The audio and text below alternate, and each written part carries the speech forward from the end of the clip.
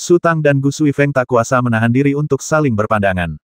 Mereka datang ke kota bulan gelap bukan untuk berlibur, melainkan untuk membeli makanan. Karena mereka membawa pesan, pasti akan ada masalah. Itu tergantung jenis masalahnya, kata Su Tang ringan. Apakah kau melihat gunung di depan prajurit itu menunjuk ke depan? Su Tang melihat ke arah yang ditunjuk pihak lain, dan melihat sebuah gunung aneh di kejauhan, sangat curam dan curam, seperti rebung. Jadi begitu, gunung itu tingginya hampir 1000 meter, jadi disebut puncak Qianqi. Bentuknya seperti pedang, jadi ada yang menyebutnya Jianshan, kata prajurit itu. Bahkan tidak sampai 1000 meter, kata Su Tang. Tidak masalah lagi pula itu tinggi.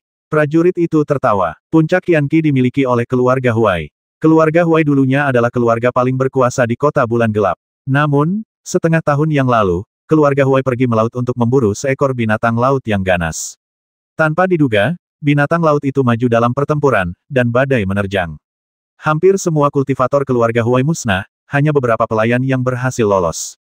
Ketika tembok runtuh, semua orang mendorongnya. Meskipun kota bulan gelap memiliki aturannya sendiri, dan mereka yang bertindak terlalu jauh tentu akan bangkit untuk mencari keadilan, keluarga Huai hanya memiliki putri sulung dan ketiga yang tersisa. Mereka tidak dapat bertahan dalam situasi ini, dan setelah ditipu beberapa kali, keluarga Huai perlahan-lahan merosot. Prajurit itu berkata, beberapa hari yang lalu, para penjaga keluarga Huai membuka brankas rahasia dan mengambil banyak barang berharga, lalu melarikan diri dengan tergesa-gesa. Menyadari bahwa mereka bukan pemimpin, para pelayan juga melarikan diri. Sekarang, mungkin hanya tersisa 7 atau 8 orang di aula besar ini. Bukankah kau baru saja bilang kota bulan gelap punya aturan para penjaga mencuri barang-barang tuan secara pribadi dan tak ada yang peduli, tanya Su Tang.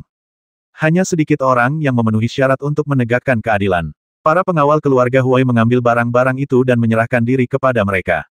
Jadi, keadilan tentu saja hilang, kata prajurit itu sambil tersenyum kecut. Mengapa kau menceritakan hal ini pada kami, tanya Su Tang lagi. Bukankah kau bilang ingin membeli rumah, tanya prajurit itu.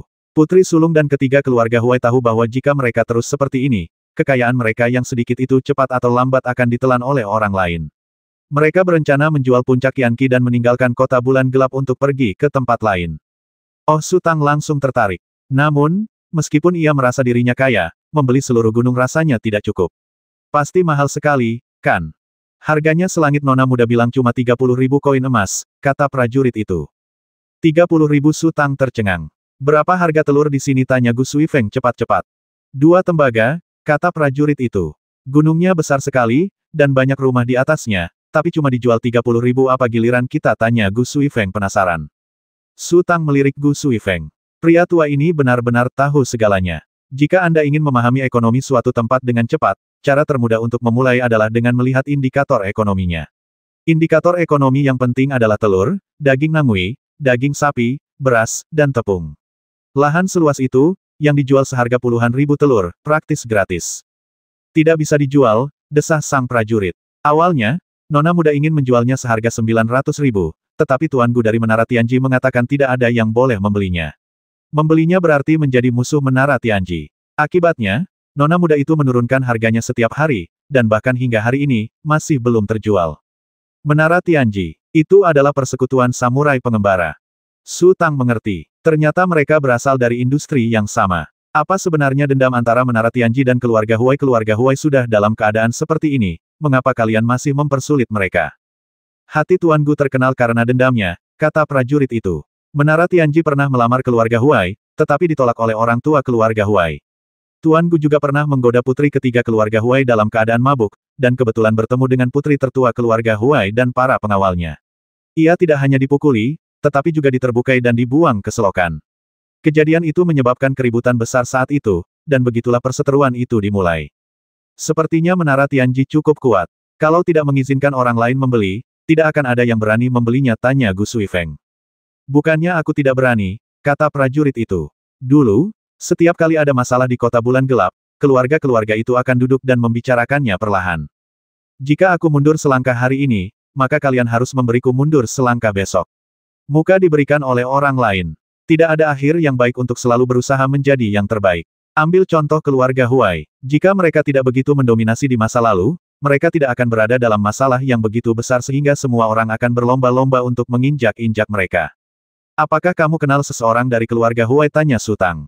Ya, prajurit itu tertegun sejenak, lalu mengangguk. Nona muda itu pernah menyelamatkanku sebelumnya. Aku melihat betapa sulitnya situasinya saat ini, jadi itulah sebabnya aku bilang padamu bahwa akan lebih baik baginya untuk meninggalkan kota bulan gelap lebih awal.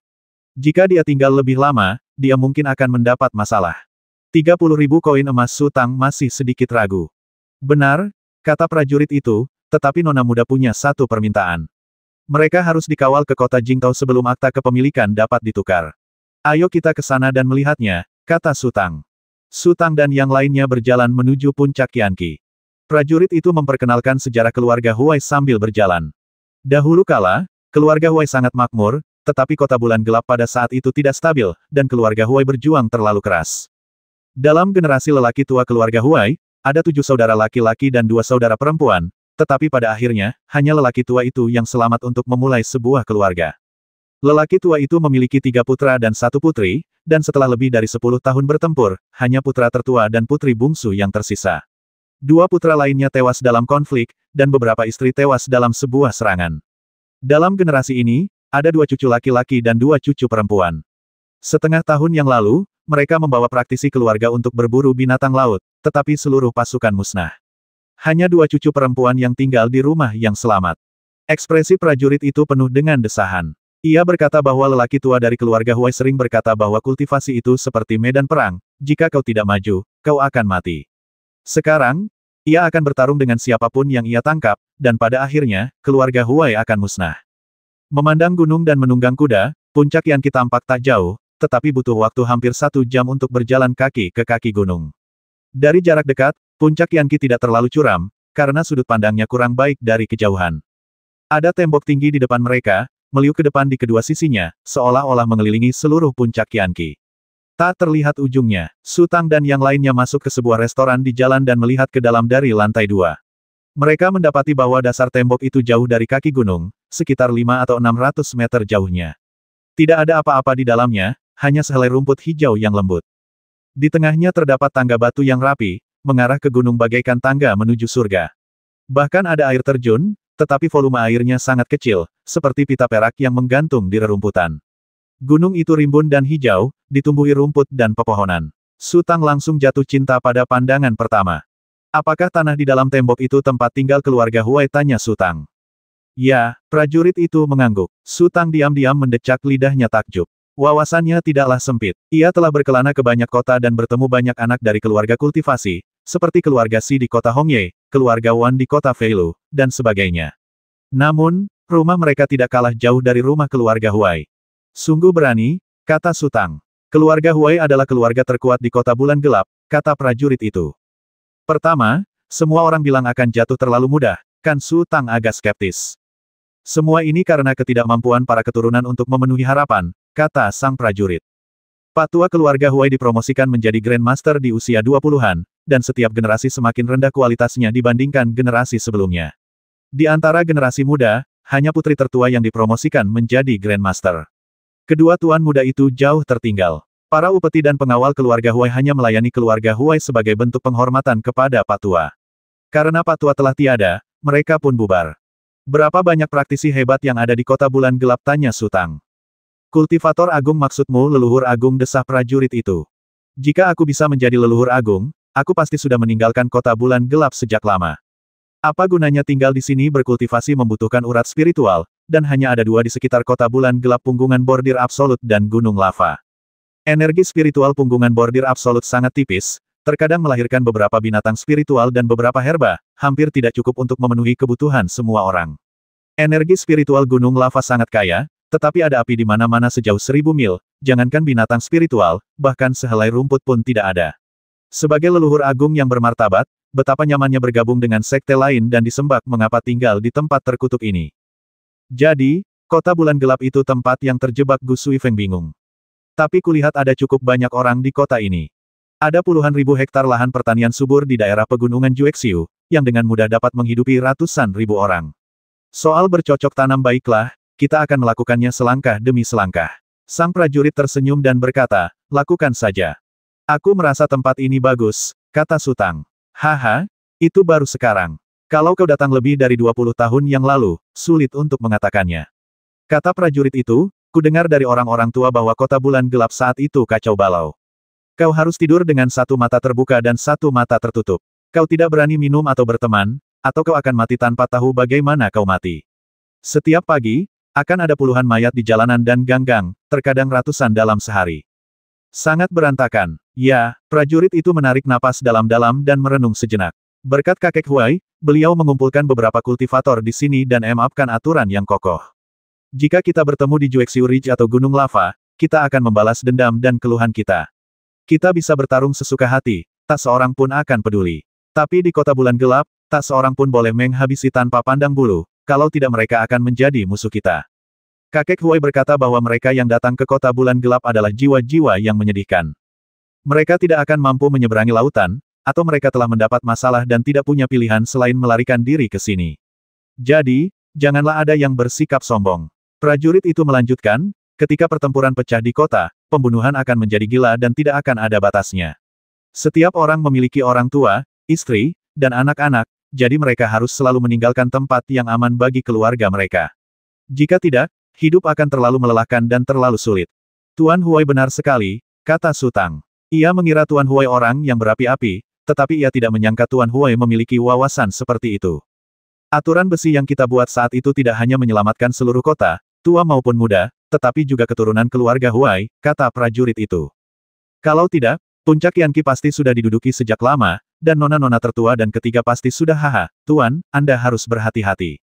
Di kota bulan gelap, Anda boleh berdebat dan menggunakan taktik licik, tetapi Anda tidak boleh menggunakan kekerasan. Sekalipun Anda melakukannya, Anda tidak boleh menumpahkan darah, dan Anda tidak boleh menghabisi orang. Jika Anda harus bertarung, Anda hanya boleh pergi ke luar kota.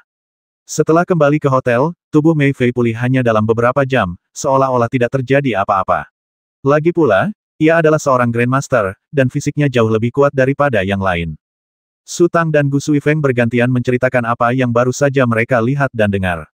Semua orang sedikit terkejut. Yue Xi bertanya, Tuan, apakah Anda benar-benar akan tinggal di kota bulan gelap? Yah, kesana kemari bukan intinya.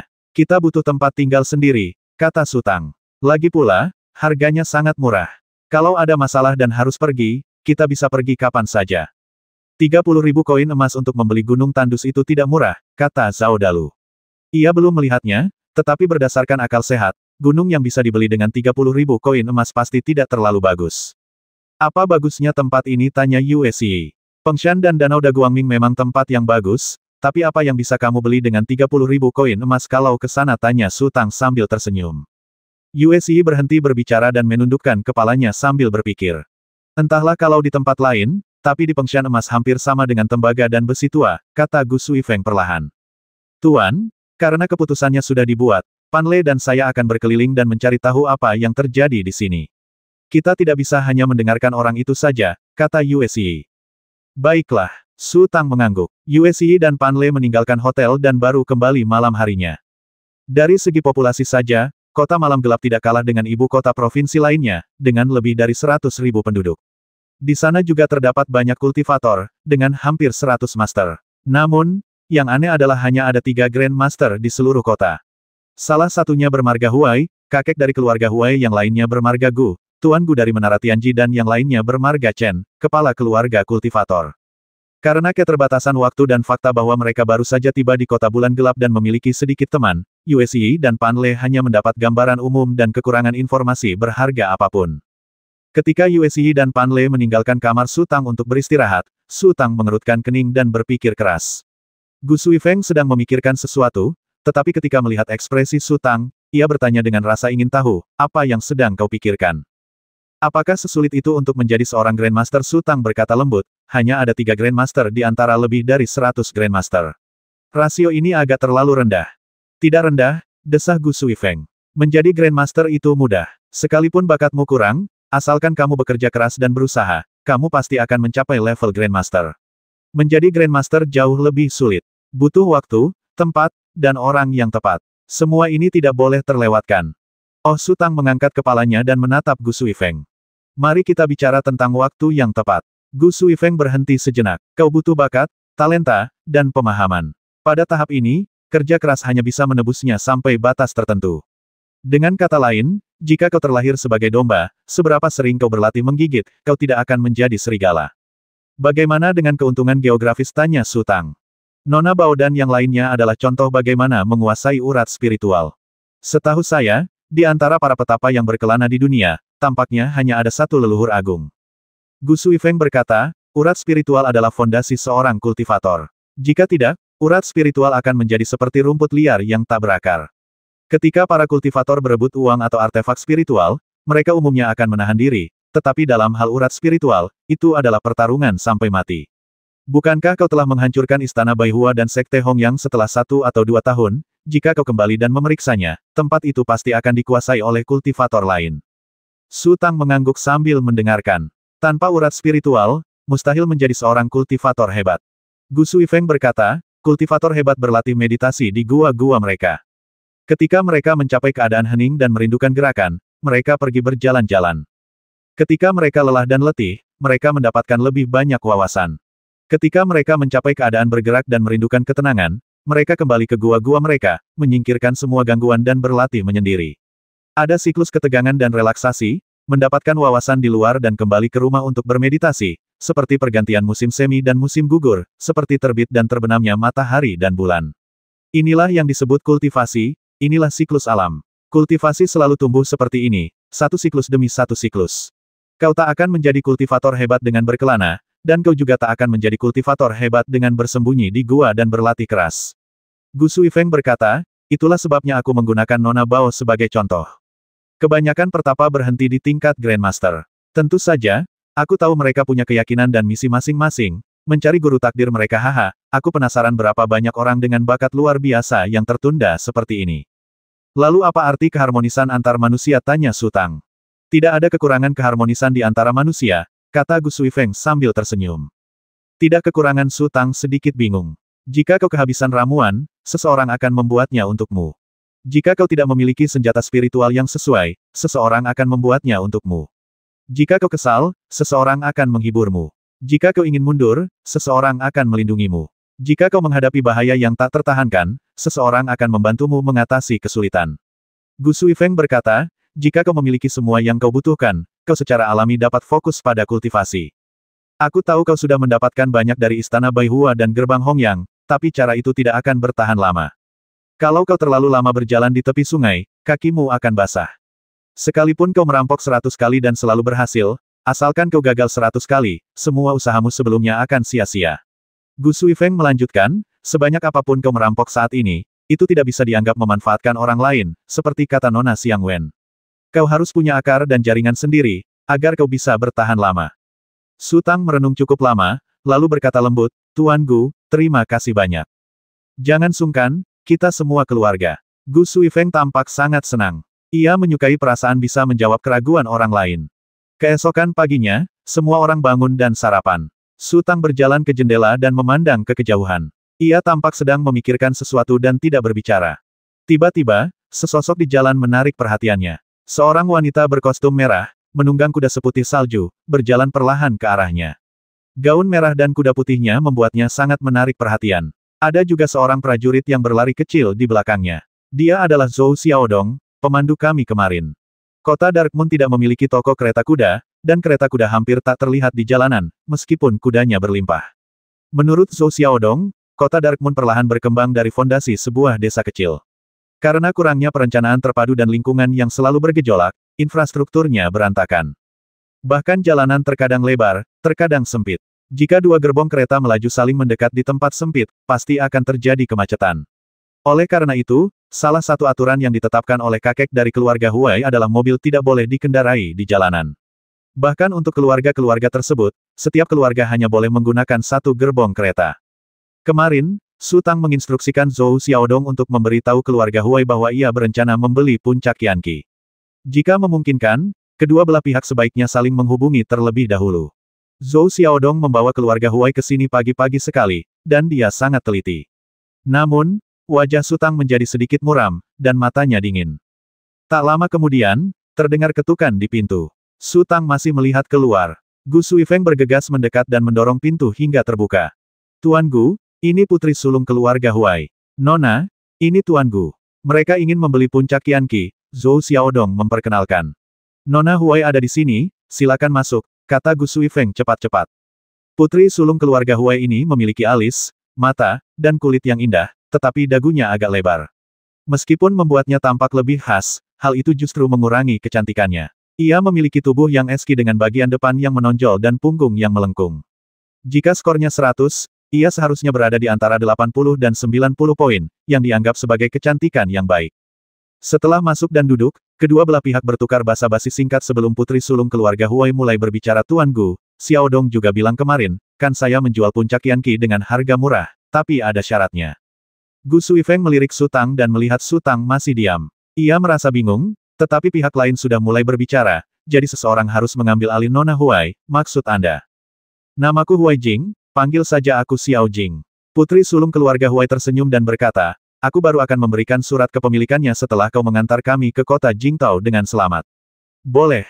Sepertinya menara Tianji menekan sangat keras, kata Gu Suifeng lembut. Dia tidak berani bertindak gegabah di kota bulan gelap, tapi di luar kota bulan gelap sulit dikatakan. Senyum putri sulung keluarga Huai berubah sedikit getir. Kami para saudari tidak mampu menyinggung perasaannya. Sekarang kami hanya ingin menjauhinya. Gu Suifeng mengajukan beberapa pertanyaan secara tidak langsung, dan wanita tertua keluarga Huai menjawab setiap pertanyaan. Setelah berbincang sebentar, wanita tertua keluarga Huai mengusulkan untuk menandatangani kontrak besok atau lusa. Gu Suifeng sedikit cemas. Ia tidak berani mengambil keputusan gegabah. Terlebih lagi, perilaku Su Tang agak aneh, jadi ia harus memanggil Tuan Su. Su Tang menoleh ke belakang dan berjalan perlahan. Gu Suifeng menghela napas lega dan berdiri untuk mempersilakan Su Tang duduk. Setelah Su Tang duduk, putri sulung keluarga Huai mengamati Su Tang dari atas ke bawah. Melihat wajah Su Tang yang muram dan tampak sedang tidak senang, ia tidak berbicara lebih dulu, melainkan hanya menunggu dengan tenang. Nona Huai ingin menjual puncak Yanqi, tanya Su Tang. Putri sulung keluarga Huai tercengang. Apakah semua kata-katanya barusan sia-sia? Ia menatap Su Tang dengan curiga dan menjawab dengan santai, iya. Apakah kamu benar-benar akan menjualnya? Tentu saja benar. Putri sulung keluarga Huai mengalihkan pandangannya ke Gu Suifeng, matanya penuh kebingungan, seolah bertanya, ada apa denganmu? Gu Suifeng menunjukkan ekspresi tak berdaya, dia juga tidak mengerti. Nona Huai terus menurunkan harganya. Bahkan dengan harga 30.000 koin emas, tak seorang pun tertarik membeli gunung sebesar itu. Ini membuktikan bahwa penduduk kota bulan gelap takut pada menara Tianji dan takut memanfaatkan tawaran sebesar itu. Su Tang berkata, selain itu, fakta bahwa Nona Huai bisa menurunkan harga menjadi 30.000 koin emas membuktikan bahwa Anda tak punya harapan dan hanya ingin menjual puncak Yanqi dan meninggalkan kota bulan gelap. Adu putri tertua keluarga Huai mendesah. Dan mereka meminta kami untuk mengantarmu ke kota Jingtao. Bukan hanya mereka yang takut pada menara Tianji, tapi kamu juga. Ini Tuan Su, kan apa sebenarnya yang ingin Anda katakan? Aku tidak mengerti. Kalau begitu, demi melindungi dirimu dan agar berhasil meninggalkan kota bulan gelap, seharusnya kau mengatur pertemuan diam-diam di tempat yang aman. Su Tang berkata, kau datang kepada kami dengan pakaian mewah dan menunggang kuda, berjalan dengan angkuh, takut orang lain tidak tahu kau sudah menemukan pembeli. Itu tidak masuk akal. Putri tertua keluarga Huai menegang sejenak, dan sekilas kepanikan melintas di matanya, tetapi dia segera mendapatkan kembali ketenangannya dan menatap Su Tang dalam diam. Hanya ada dua kemungkinan, entah kau benar-benar bodoh, atau kau memang belum mempertimbangkan untuk menjual puncak Yanqi. Lagi pula, itu adalah properti leluhur keluarga Huaimu. Menjualnya sama saja dengan mengakui kekalahan total keluargamu. Su Tang berkata dengan tenang, menyampaikan berita itu hanyalah tipuan. Apa yang sebenarnya kau inginkan adalah mengalihkan masalah, memanfaatkan kami untuk bernegosiasi dengan Tuan Muda Gu, mencari peluang untuk menegosiasikan kembali persyaratan untuk mengulur waktu. Haha, apa yang sebenarnya kau inginkan, hanya kau yang tahu. Putri tertua keluarga Huai memiliki wajah pucat, tetapi tubuhnya tetap tidak bergerak dan ekspresinya tidak berubah. Ekspresi Gu Suifeng dan yang lainnya juga berubah. Setelah mendengar apa yang dikatakan Su Tang, mereka menjadi semakin curiga. Si perantara bernama Zhou Xiaodong menatap kosong ke arah putri sulung keluarga Huai dengan ekspresi rumit. Setelah jeda yang lama, putri sulung keluarga Huai perlahan berkata, ini salahku. Aku dengar dari Xiaodong bahwa seseorang, tanpa rasa takut akan kekerasan, ingin membeli puncak Yanqi milik keluarga Huai. Aku sangat gembira. Aku terlalu impulsif dan datang ke sini tanpa berpikir panjang. Apakah kau bilang aku terlalu banyak berpikir? Su Tang tertawa. Tidak, menurutku itu terlalu sederhana, kata putri sulung keluarga Huai dengan tulus. Berbohong itu mudah, tapi sulit untuk menutupinya. Su Tang berhenti sejenak dan berkata, kau mengakui bahwa kau berpikir terlalu sederhana. Dengan kata lain, kau mengakui bahwa kau orang yang sangat bodoh. Putri tertua keluarga Huai tetap diam. Orang bodoh sejati biasanya tidak berani mengakui kebodohannya. Mereka akan marah, geram, dan histeris. Nona Huai begitu tenang dan kalem. Dia jelas tipe orang yang berhati harimau dan bisa mencium aroma bunga mawar. Su Tang tersenyum dan berkata, jujur saja. Saya sangat suka puncak Qianqi, dan 30.000 itu tawaran yang sangat besar. Jika Nona Huai mengalami kesulitan, katakan saja terus terang dan saya akan membantu Anda. Tapi jika Anda dibiarkan begitu saja dan dimanfaatkan orang lain, itu masalah lain. Tuan Su, saya tidak mengerti apa yang Anda bicarakan, kata putri sulung keluarga Huai dengan lembut. Kali ini, giliran Su Tang yang terdiam. Gu Suifeng tak kuasa menahan diri untuk berdiri. Ia kini 100% percaya pada keputusan Su Tang. Putri sulung keluarga Huai ini tidak ingin menjual bisnis leluhur keluarga Huai. Ia hanya berharap seseorang akan mengambil alih tekanan Menara Tianji dan memanfaatkan Su Tang dan yang lainnya untuk menciptakan peluang bagi dirinya. Tepat saat Gu Suifeng hendak berbicara, Su Tang berbicara lebih dulu. Kalau begitu, mari kita tanda tangani kontraknya. Gu Suifeng tercengang. Su Tang tahu itu jebakan, jadi mengapa dia menandatangani kontrak itu? Prajurit bernama Zhou Xiaodong melirik putri sulung keluarga Huai dan berkata kepada Su Tang, Tuan Su, percuma saja menandatangani kontrak seperti ini. Kita harus pergi ke Menara Tianji dan menandatangani kontrak di sana. Kita juga perlu mencari 3 orang saksi atau lebih agar kontrak ini diakui. Tidak perlu. Aku orang yang aneh. Asal aku bisa bertahan di sini, tidak apa-apa, kata Su Tang tenang. Ia menepuk dada kirinya dengan tangan. Soal orang lain mau mengakuinya atau tidak, aku tidak peduli. Ini tidak akan berhasil cepat atau lambat akan ada masalah, kata Zhou Xiaodong dengan wajah getir. Ia hanyalah perantara. Di satu sisi, ia ingin membantu keluarga Huai, dan di sisi lain, ia juga ingin mendapatkan uang dari Su Tang. Namun, menandatangani kontrak yang hampir tidak sah itu terlalu tidak adil bagi Su Tang. Terlebih lagi, meskipun Su Tang tidak memiliki fluktuasi kekuatan spiritual, ia memiliki 2 pengikut tingkat master di sekitarnya dan jelas berasal dari keluarga bangsawan. Ia tidak berani menyinggung orang seperti itu. Namun, putri sulung keluarga Huai juga ada di sana, jadi dia tidak bisa bicara banyak. Jika bisnisnya gagal, dia tidak akan bisa menjelaskannya kepada putri sulung. Apakah kamu membawa kontraknya? Tanya Su Tang. Saya membawanya, jawab Zhou Xiaodong. Keluarkan dan biarkan aku melihatnya. Kalau tidak keberatan, aku akan menandatanganinya sekarang, kata Su Tang. Zhou Xiaodong ragu-ragu sampai putri tertua keluarga Huai terbatuk, lalu dengan enggan dia mengeluarkan kontrak tertulis dan membentangkannya di atas meja. Su Tang mengambil kontrak itu, membolak-baliknya, dan bertanya, mengapa ada 5 salinan? Aduh, Zhou Xiaodong mendesah tak berdaya. Ia memang seorang tuan muda dari keluarga bangsawan, yang tidak tahu apa-apa. Apa yang akan ia lakukan jika terjadi kesalahan di kemudian hari? Kemudian Zhou Xiaodong menjelaskan dengan suara pelan, Tuan Su, Anda dan Nyonya besar masing-masing akan mendapatkan salinannya. Saya perantaranya, jadi saya juga perlu salinannya. Setelah saya menemukan saksi, saya juga akan menyimpan salinan buktinya. Salinan terakhir akan diserahkan ke Menara Tianji. Su Tang dengan saksama memeriksa isi kontrak. Setelah beberapa saat, senyum licik muncul di sudut mulutnya. Kontrak itu penuh celah dan sama sekali tidak sebanding dengan kontrak modern dalam ingatannya yang terintegrasi. Peraturannya samar dan terlalu banyak celah yang bisa dimanfaatkan. Su Tang mengeluarkan setumpuk uang emas tebal, menghitung jumlahnya 30.000, lalu mengambil tinta dan membubuhkan sidik jarinya pada setiap kontrak. Putri sulung keluarga Huai menghitung uang emas tersebut dan mendapati jumlahnya tepat, jadi ia dengan senang hati membubuhkan sidik jarinya. Zhou Xiaodong juga membubuhkan sidik jarinya. Ia adalah perantara dan sidik jarinya tidak boleh terlewat. Putri sulung keluarga Huai menyimpan 1 kontrak, meninggalkan 1 di atas meja, lalu menyerahkan 3 sisanya kepada Zhou Xiaodong. Ia tersenyum dan berkata, Xiaodong, maaf merepotkanmu lagi. Tolong bantu kami menemukan beberapa saksi. Kami juga harus pergi ke Menara Tianji. Seperti yang kau tahu, aku tidak nyaman pergi ke sana. Wajah Zhou Xiaodong semakin muram. Kontrak sudah ditandatangani, jadi apa perlunya saksi? Kuncinya adalah menyerahkan kontrak itu kepada Menara Tianji dan mengingatkan mereka. Baiklah, kita lakukan ini dulu. Putri sulung keluarga Huai berdiri dan berkata perlahan, Tuan Su, ketika saya dan saudara-saudara perempuan saya siap meninggalkan kota bulan gelap, kami akan kembali kepada Anda. Setibanya di kota Jingtao, saya akan menyerahkan akta kepemilikan rumah.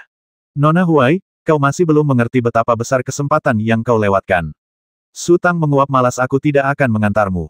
Putri sulung keluarga Huai tertegun sejenak, lalu tersenyum lebar namun tidak berkata apa-apa dan berjalan keluar perlahan. Setelah putri sulung keluarga Huai dan Zhou Xiaodong pergi, Gu Suifeng tak kuasa menahan diri untuk berkata, Tuan Su, gadis itu jelas-jelas ingin memanfaatkan kita. Kenapa dia menandatangani kontrak itu? Baolan, Mei Fei, Dan yang lainnya juga memandang Su Tang. Mereka juga tidak mengerti. Hanya ada 2 Grandmaster di seluruh kota ini. Aku tidak perlu takut, kata Su Tang sambil tersenyum, dia merasa kasihan padaku, jadi aku akan memberinya satu kesempatan terakhir hari ini. Jika dia datang memohon padaku aku akan melindungi saudari-saudarinya. Jika dia tidak datang, kita akan pergi ke puncak Qianqi besok. Untuk apa kita pergi ke puncak Qianqi? Tanya Baolan. Aku sudah membeli puncak Qianqi, jadi tentu saja mereka harus memberiku tempat, kata Su Tang ringan.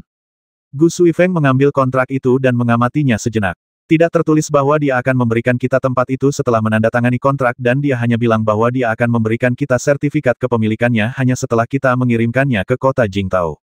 Tapi tidak tertulis mereka boleh tinggal di sini lagi. Aku sudah bayar, dan rumah ini milikku. Kalau aku suruh mereka pergi, mereka harus pergi. Su Tang mencibir. Hari lain berlalu dalam sekejap mata. Pagi harinya, ketika Su Tang berjalan ke halaman, ia mendapati Baolan dan yang lainnya ada di sana.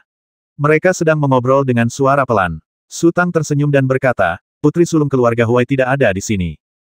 Bagaimana mungkin dia datang? Yue Xi ikut tertawa. Dia putri sulung keluarga Huai, keluarga paling berkuasa di kota bulan gelap. Aneh kalau dia meremehkan kita. Seluruh keluargamu hampir mati, tapi kau masih bersikap sombong, kata Zhao Dalu dengan nada menghina. Ayo makan dulu, kata Su Tang. Setelah makan malam, keluarlah dari kamar, kemasi barang-barangmu, dan bersiap untuk pindah. Tuan, kami sama sekali tidak mengenal kota bulan gelap, seperti orang buta dan tuli. Kami tidak tahu apa yang terjadi di luar. Yue Xi berkata, kurasa Pan Le dan aku tidak akan pergi. Saat kami mengumpulkan informasi kemarin, sebuah tim dengan antusias mengundang kami untuk bergabung. Sebaiknya kami tinggal bersama mereka sebentar dan mengenal kota bulan gelap dari berbagai sudut. Su Tang merenung sejenak, lalu mengangguk dan berkata, baiklah. Tuan, apakah kita akan tinggal di sini untuk waktu yang lama, atau hanya 1 atau 2 bulan? Tanya Yue Xi. Aku harus tinggal di sini setidaknya selama 1,5 tahun, kata Su Tang. Setelah meninggalkan Xiao Linbao, ia berkeliling. Ia memang sedikit lelah dan ingin beristirahat dengan tenang sejenak. Kalau begitu, kau harus memberiku kekuatan untuk bertindak sesuai keinginanku sendiri, kata Yue Xi sambil tersenyum, aku punya banyak sekali ide. Tidak, kata Baolan buru-buru kepada Su Tang, Tuan, 11 anak yang nakal. Kalau Tuan setujui permintaannya, siapa tahu masalah apa yang akan ditimbulkannya. Baolan, apa aku pernah menyinggungmu? Teriak Yue Xi. Lagi pula, guru bilang kemarin kalau dengan meninggalnya kakek dari keluarga Huai, hanya tersisa 2 Grandmaster di seluruh kota. Apa yang bisa mereka lakukan kalau mereka membuat masalah? Baolan ingin menolak, tetapi Su Tang melambaikan tangannya dan berkata, baiklah, tapi kamu harus berhati-hati dan jangan membuat terlalu banyak masalah. Tuan, saya merasa lega ketika Anda mengatakan itu. Yue Xi tersenyum puas. Su Tang sudah bicara, dan Baolan tidak tahu harus berkata apa. Ia melirik Yue Xi tanpa daya. Dalu, pergilah dan minta Zhou Xiaodong untuk datang menemuiku, kata Su Tang. Baik, Tuan. Zhao Dalu berdiri dan menjawab. Setelah makan malam, Zhou Xiaodong juga tiba. Su Tang menyarankan agar mereka berjalan-jalan di puncak Qianqi. Zhou Xiaodong tidak curiga dan tahu bahwa ia akan mendapat imbalan besar setiap kali ia membantu Su Tang, jadi ia langsung setuju. Sambil mengamati pemandangan di sepanjang jalan, mereka berjalan maju. Ketika mereka mendekati puncak Qianqi, Zhou Xiaodong berkata ingin naik dan melapor terlebih dahulu, tetapi Su Tang mengabaikannya dan langsung mendorong gerbang lalu masuk. Saat menaiki tangga batu, Zhou Xiaodong merasa suasana agak tegang, karena Baolan dan yang lainnya di belakangnya memasang wajah tegang. Untuk meredakan suasana, Zhou Xiaodong berbasa-basi dan bercerita tentang masa lalu keluarga Huai. Ketika kakek Huai masih hidup, keluarga Huai memiliki 60 atau 70 pengawal dan lebih dari 100 pelayan. Namun, puncak Qianqi kini tampak sangat sepi. Saat hampir mencapai puncak gunung, tak seorang pun terlihat. Ini benar-benar kasus naik turunnya gunung yang begitu tiba-tiba. Sesampainya di puncak gunung, mereka mendorong pintu yang setengah terbuka dan langsung masuk. Masih kosong di halaman luar. Mereka berjalan melewati aula depan dan masuk ke halaman tengah. Mereka melihat seorang gadis kecil berusia sekitar 14 atau 15 tahun. Dilihat dari warna kulit dan pakaiannya, sepertinya dia seorang pelayan. Gadis kecil itu terkejut ketika tiba-tiba melihat sekelompok orang datang. Dengan berani ia berteriak, siapa kalian? Ini Tuan Su. Dia kesini untuk menemui nona tertua Anda, kata Zhou Xiaodong. Gadis kecil itu berbalik dan berlari masuk. Su Tang berhenti dan melihat sekeliling.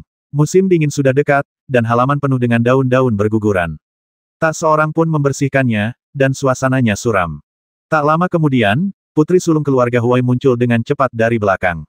Wajahnya muram dan pedang besar tergantung di pinggangnya. Seorang gadis berjalan di sampingnya, juga mengenakan gaun merah ketat. Alis dan matanya agak mirip dengan putri sulung. Seharusnya dia putri ketiga. Di belakang mereka, ada 5 orang, 4 perempuan dan 1 laki-laki. Laki-laki itu berusia lebih dari 70 tahun, dan para perempuan itu semuanya relatif muda. Gadis kecil itu juga ada di antara mereka, tetapi ia membawa pedang tambahan di pinggangnya. Su Tang tersenyum. Jika Zhou Xiaodong benar, seharusnya mereka semua adalah anggota keluarga Huai sekarang. Gadis-gadis di belakang terengah-engah saat berjalan. Mereka jelas bukan pejuang. Mata mereka berkedip-kedip dan mereka jelas sedikit malu-malu. Namun, semua orang membawa senjata, dan kesan kuat di luar tetapi lemah di dalam terlalu kuat.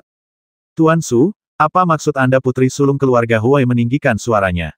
Ia melihat orang-orang di belakang Su Tang membawa tas besar dan kecil, dan ia merasa ada yang tidak beres. Bukankah kontraknya sudah ditandatangani makanya aku mau pindah ke sini hari ini, kata Su Tang enteng. Siapa yang mengizinkanmu wanita muda ketiga melangkah maju dan berteriak, tetapi sebelum dia bisa menyelesaikan kata-katanya, dia ditarik kembali oleh wanita muda tertua dari keluarga Huai.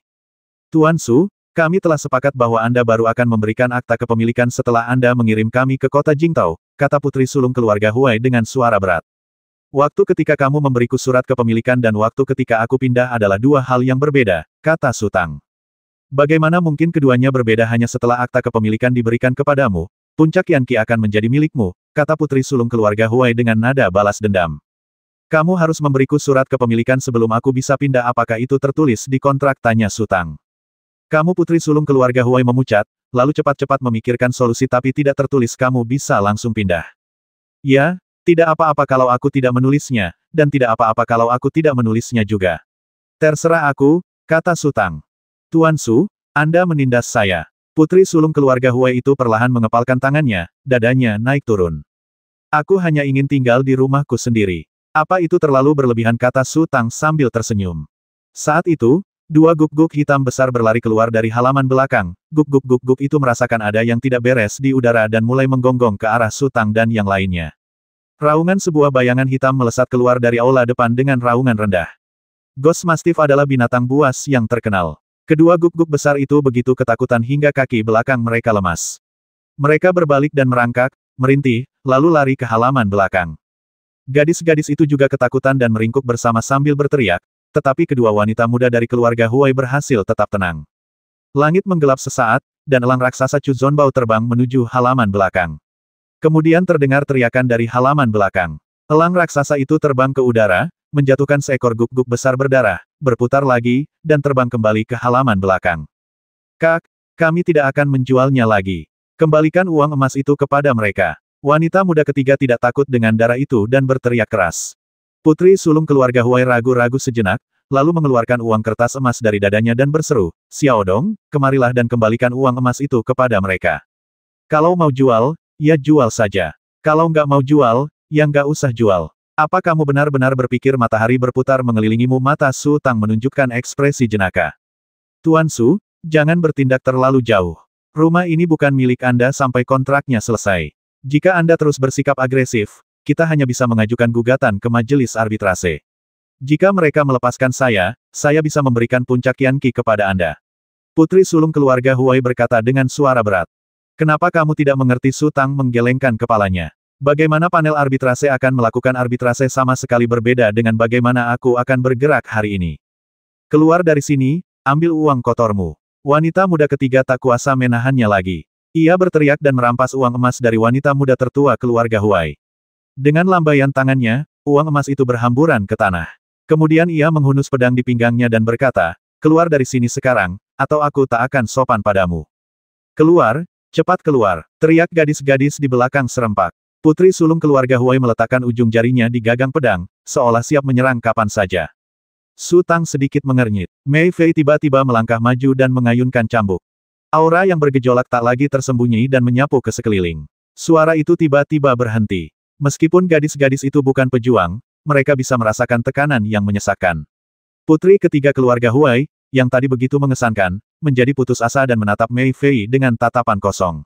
Putri tertua keluarga Huai berwajah muram dan tubuhnya gemetar tak terkendali. Mereka tak pernah menyangka seorang pelayan ternyata adalah seorang praktisi tingkat Grandmaster. Zhou Xiaodong, aku tahu perkelahian tidak diperbolehkan di kota bulan gelap, tapi kalau ada yang masuk ke rumahku dan mengancamku dengan senjata, bolehkah aku bertindak, tanya Su Tang. Dahi Zhou Xiaodong dipenuhi keringat. Ia menatap Su Tang, lalu putri sulung keluarga Huai di seberangnya, dan terdiam. Kau bertanya padaku apakah aku bisa? Su Tang menjawab kata demi kata. Tenggorokan Zhou Xiaodong bergerak, dan dia berkata dengan nada yang sulit tapi.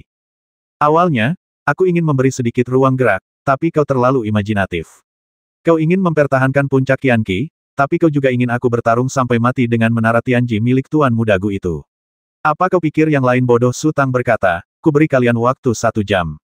Bawa barang-barang kalian dan keluar. Baolan, Mei Fei, hitung waktunya. Siapapun yang masih di sini setelah 1 jam akan dibunuh tanpa ampun. Baik, Tuan, jawab Baolan, lalu melepaskan busur panjangnya dan menatap dingin ke arah wanita ketiga di hadapannya. Tuan Su, suatu hari nanti Anda akan menyesali perbuatan Anda hari ini, kata putri sulung keluarga Huai perlahan. Guk-guk menggonggong tidak berani menggigit. Kau baru saja melihat apa yang terjadi pada kedua guk-guk itu.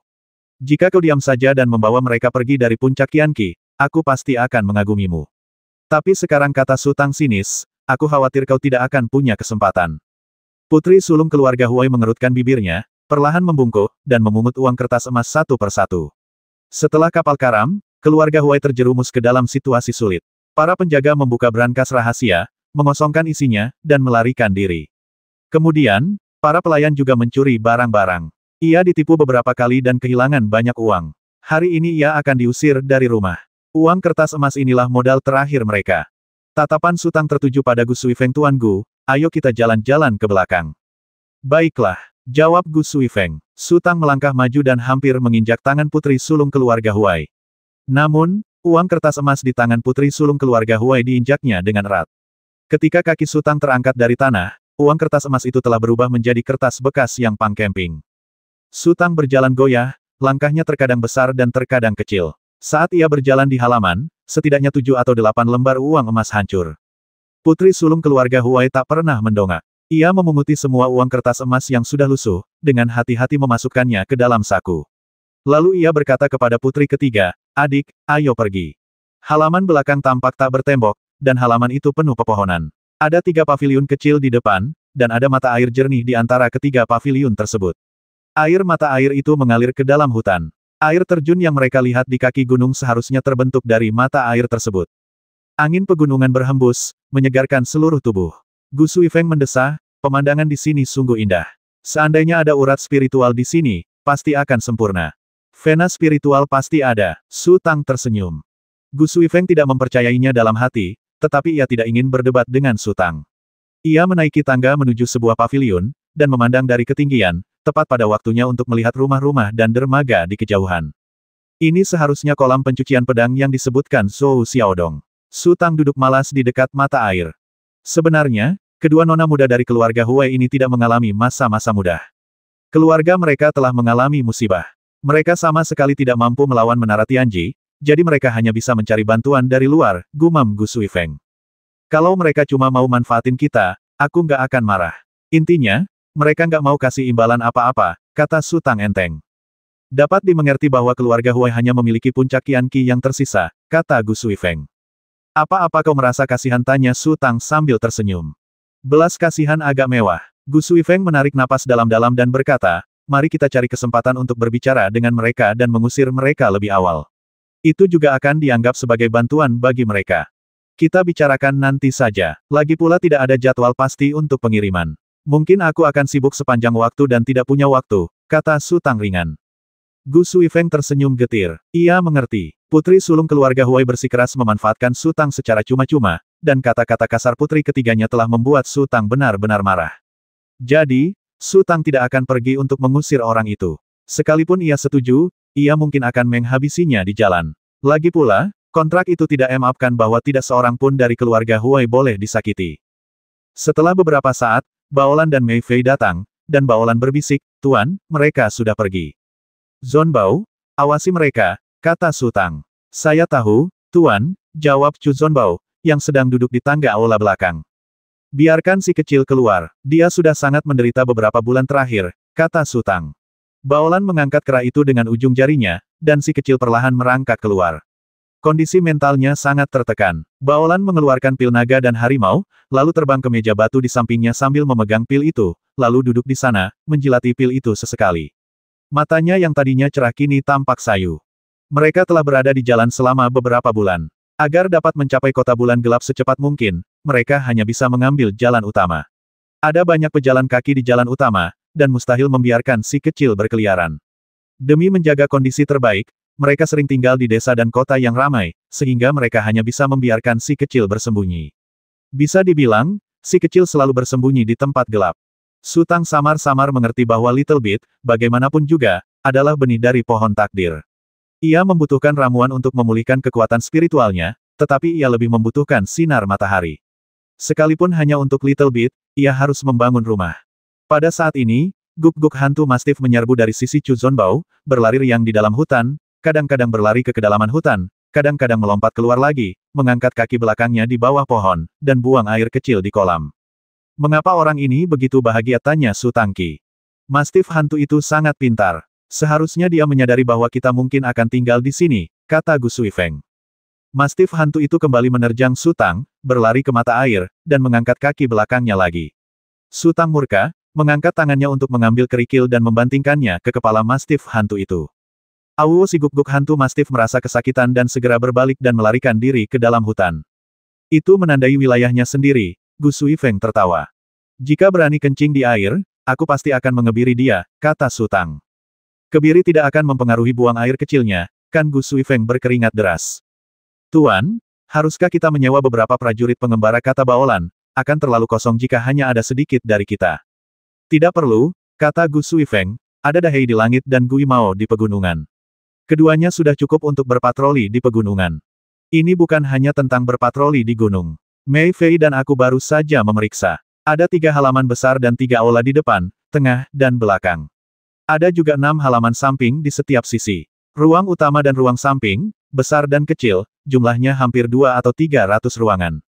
Baolan berkata, dengan jumlah kami yang sedikit, kami bahkan tidak bisa membersihkan 3 aula itu. Banyak sekali. Gu Suifeng sedikit terkejut. Tubuhnya perlahan melayang di udara dan melihat sekeliling. Baolan tidak melebih-lebihkan. Aula belakang yang paling dekat dengan halaman belakang saja memiliki 3 lantai, dan setiap lantai luasnya sekitar 6 atau 700 meter persegi. Pantas saja keluarga Huai dulu mempekerjakan begitu banyak pelayan. Kita tinggal di halaman belakang dulu saja. Kita hanya perlu membereskan tempat ini dan tidak perlu repot-repot mengurus tempat lain, kata Su Tang. Mana mungkin kita butuh tampilan baru, kata Baolan serius. Ia bisa melihat bahwa Su Tang akan menjadikan tempat ini rumahnya, jadi ia harus membersihkannya secara menyeluruh. Kalian bebas berbuat apa saja. Su Tang terbiasa bersikap seperti bos yang tak mau ikut campur. Lalu, karena merasa malas, ia berkata defensif, aku harus menjaga si kecil baik-baik beberapa hari ini. Lihat, dia mengabaikanku sekarang. Dia pasti merasa sangat dirugikan. Bao Bei dan yang lainnya akan tiba beberapa hari lagi, kata Gu Suifeng, kita jalani saja beberapa hari ini. Su Tang berdiri dan berjalan ke meja batu, mengetuk-ngetuk ujung jari Little Bit. Little Bit masih memegang pil naga harimau dengan linglung. Dalu, carikan aku kursi santai. Aku perlu menemani si kecil berjemur. Su Tang berbalik dan berkata. Su Tang menemani si kecil di halaman belakang seharian. Perubahan emosi seseorang terkadang lucu. Ketika si kecil terus mengganggunya dan memanggilnya ibu, ia akan merasa kesal. Ketika si kecil menjadi lesu dan tidak berkata apa-apa, ia mulai merasa cemas lagi. Tak lagi berlarian, hidup terasa sangat nyaman. Tentu saja, seperti kata Gu Suifeng, ada kalanya kita terlalu aktif dan ingin diam, dan ada kalanya kita terlalu pendiam dan ingin bergerak. Kultivasi adalah mengikuti kata hati dan tetap di mana hati berada. 7 atau 8 hari berlalu dengan cepat, dan suasananya damai. Yang diketahui hanyalah bahwa setelah para saudari Huai diusir, mereka memberhentikan para pelayan mereka dan menghilang dari kota bulan gelap. Menara Tianji milik keluarga Gu juga tidak menimbulkan masalah. Zhou Xiaodong pastilah yang menyebarkan berita itu. Pemilik baru puncak Yanqi adalah sebuah misteri, dan dengan seorang pelayan setingkat Grandmaster, bahkan kultivator yang paling arogan pun harus berpikir 2 kali. Desas-desus beredar di kota bahwa leluhur agung baru telah tiba di kota bulan gelap, yang pasti merujuk pada Su Tang. Semangat si kecil perlahan membaik. Ada ikatan yang tak terpisahkan antara dirinya dan Su Tang. Mustahil baginya untuk benar-benar menyimpan dendam terhadap Su Tang. Paling-paling, ia hanya merasa terkekang dan dirugikan. Selain itu, Su Tang merendahkan sikapnya, membujuknya, dan memainkan berbagai permainan dengannya. Terlebih lagi, Tidak ada yang mengganggunya di gunung sebesar itu, sehingga ia bisa bermain-main dengan bebas dan suasana hatinya pun menjadi lebih tenang. Pagi-pagi sekali, Gu Suifeng bersiap-siap untuk berjalan-jalan di halaman belakang seperti biasa. Meskipun pemandangan puncak Qianqi tidak seindah Fengshan, pemandangannya tetap indah. Fengshan bisa dibilang mahakarya alam, karena sebagian besar masih alami, sementara di sini sebagian besar merupakan buatan manusia. Pak Tua Huai, yang belum pernah ia temui sebelumnya, memiliki visi yang cemerlang dan patut dipuji atas kecerdikannya. Saat Gu Suifeng melangkah keluar halaman, ia disambut oleh aroma rumput dan pepohonan. Ketika ia melihat pemandangan halaman belakang dengan jelas, ia tertegun. Sekarang musim dingin. Kemarin ia melihat dengan jelas bahwa hampir separuh rumput dan pepohonan telah layu. Hanya dalam semalam, perubahan drastis terjadi. Halaman dipenuhi tunas-tunas rumput hijau yang lembut, bagaikan karpet lembut. Ranting-ranting dan dedaunan di hutan tampak sangat rimbun. Beberapa pohon persik dan aprikot berbuah lebat. Ada puluhan, bahkan ratusan sulur yang menggantung di setiap pohon. Seolah-olah ini adalah hutan purba yang tak pernah diinjak manusia selama ribuan tahun. Perubahan pemandangan itu bukan apa-apa. Kuncinya adalah napas kehidupan yang terkandung di udara. Setelah menghirupnya pelan, Gu Suifeng merasa pikirannya menjadi sangat jernih dan seluruh otot tubuhnya menjadi bersemangat. Bahkan di Fengshan, energi spiritualnya tidak begitu kaya. Bu, ibu mau air, terdengar suara jelas. Ya, Su Tang, yang sedang bersandar di kursi malas sambil memejamkan mata, menjawab dengan samar. Si kecil terbang di atas mata air sambil memegang cangkir berisi air, lalu terbang menuju Su Tang. Saat terbang di atas Su Tang, matanya berputar dan ia sengaja memiringkan cangkirnya. Saat itu, Su Tang mengulurkan tangannya bagai kilat dan mendorong cangkir itu. Air di dalam cangkir berubah menjadi anak panah air dan mengenai si kecil. Oh, teriak si kecil. Kau, Su Tang menghela napas, silakan, coba taktik lain. Sudah berapa kali ini terjadi? Ibu, menyebalkan sekali. Si kecil dengan marah melempar cangkir itu ke rumput. Tuan Su, ini apa yang terjadi? Gu Suifeng berjalan cepat, janggutnya sedikit gemetar. Perubahan luar biasa di puncak Qianqi telah menjungkir balikkan akal sehatnya. Tanyakan saja. Su Tang tersenyum dan menunjuk ke arah si kecil. Tatapan Gu Suifeng tertuju pada Xiao Budian, menunggu jawaban. Xiao Budian menatapnya sejenak dan bertanya, mau minum air? Wajah Gu Suifeng membeku, lalu dia tersenyum, tidak perlu, makhluk kecil, bagaimana halaman belakang menjadi seperti ini? Minumlah sedikit saja, si kecil masih belum menyerah. Sebenarnya, tidak perlu. Gu Suifeng bertanya, apakah kamu yang melakukan semua ini? Membosankan sekali, si kecil mengalihkan pandangan dengan kecewa. Aku ingat pernah memberitahumu bahwa itu lahir dari pohon takdir, kata Su Tang. Pohon takdir, jadi begitulah, gumam Gu Suifeng. Baolan berjalan keluar dari aula belakang dan melihat pemandangan di halaman belakang. Ia juga tertegun sejenak, lalu menarik napas dalam-dalam. Si kecil, apa lelah? Baolan telah lama mengikuti Su Tang, dan ia telah menyaksikan perubahan serupa. Mau air? Tanya si kecil. Ia sedang berjuang melawan air hari ini dan tak akan menyerah sampai berhasil. Tidak, terima kasih. Baolan melirik Su Tang dan tersenyum, aku tidak ditakdirkan untuk kaya. Kalau kamu mau minum air, lebih baik kamu ambil sendiri. Aku mau. Si kecil langsung kegirangan, terbang ke rerumputan, mengambil gelas air, dan terbang ke air mancur. Baolan melihat Little Bit terbang ke arahnya sambil memegang gelas air. Meskipun ia tahu Little Bit sangat kuat, ia secara tidak sadar berpikir Little Bit pasti akan sangat lelah dengan tubuh sekecil itu yang memegang gelas air yang beberapa kali lebih besar darinya. Ia buru-buru maju 2 langkah, mengulurkan tangan untuk mengambil gelas air terlebih dahulu, lalu tersenyum manis. Little Bit, terima kasih. Si kecil ingin marah, tapi apa terburu-buru dia belum bertindak. Tapi melihat senyum tulus Baolan, dia menjawab dengan canggung, oh. Akhirnya, seseorang hidup, kata Su Tang tiba-tiba. Apa? Baolan menatap Su Tang dengan bingung. Pada saat ini, suara Yue Xi datang dari jauh. Tuan-tuan. Di sini, kata Baolan keras. Tak lama kemudian, Yue Xi masuk, melangkah 2 langkah. Pak, coba tebak siapa yang datang. Biarkan mereka masuk, biarkan aku melihat baju zirahnya, kata Su Tang. Aduh, aku ingin memberimu kejutan. Yue Xi mendesah tak berdaya, lalu berbalik dan berteriak, jangan sembunyi, Tuan telah melihatmu. Setelah Yue Xi selesai berbicara, Bao Bei, ditemani para pemanah yang tersisa, berjalan memasuki halaman sambil menyeringai. Mereka semua mengenakan baju zirah bersisik hitam setengah badan, para pria mengenakan jaket dan para wanita mengenakan rok zirah. Seperti kata pepatah, Buddha membutuhkan emas, dan manusia membutuhkan pakaian. Baju zirah bersisik itu sederhana dan hikmat, tampak dibuat dan dikerjakan dengan sangat teliti. Halo, Tuan. Bao Bei dan yang lainnya berlutut dengan satu kaki. Tidak perlu sungkan-sungkan, apa semuanya baik-baik saja di laut, kata Su Tang. Bao Bei, kemarilah dan biarkan aku melihatnya. Tidak apa-apa, laut sedang tenang saat kita tiba di sini. Waktu aku di kota Jingtao, ku dengar orang bilang sering ada badai di laut yang ganas ini. Hehe, kurasa mereka takut pada kita dan tak berani marah. Bao Bei berdiri sambil tersenyum dan berjalan menuju Su Tang. Su Tang duduk, mengelus pelan pelindung bahu Bao Bei dengan ujung jarinya, lalu mengetuknya 2 kali dengan jari-jarinya, menghasilkan suara nyaring. Apakah semua ini dilakukan oleh Tong Fei? Dia membawa para pengrajin keluarga Wu untuk mengerjakan ini. Satu orang saja tidak akan bisa menangani semuanya, kata Bao Bei, lalu matanya tertuju pada Baolan, kakak Baolan, dan juga kakakmu. Semua orang punya bagian. Apakah ada untukku juga, tanya Su Tang. Bukan begitu, kata Bao Bei. Guru Tong berkata bahwa karena guru memiliki kostum ajaib, guru pasti akan meremehkan keahliannya. Mana punyaku, tanya Baolan. Seorang pemanah perempuan keluar dan menyerahkan tas itu kepada Baolan. Baolan menerimanya dan menimbangnya ringan sekali. Ya, sangat ringan dan tidak mengganggu pergerakan sama sekali, kata Baby.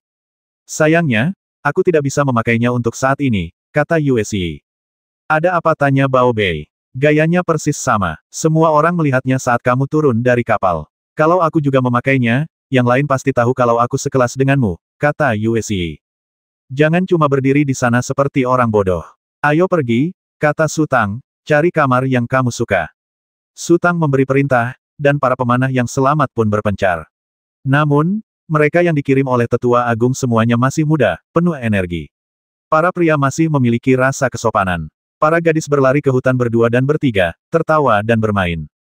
Ketika mereka pertama kali meninggalkan Mangshan, para pemanah suku sisa telah mengendalikan diri dengan ketat, terutama di hadapan Su Tang.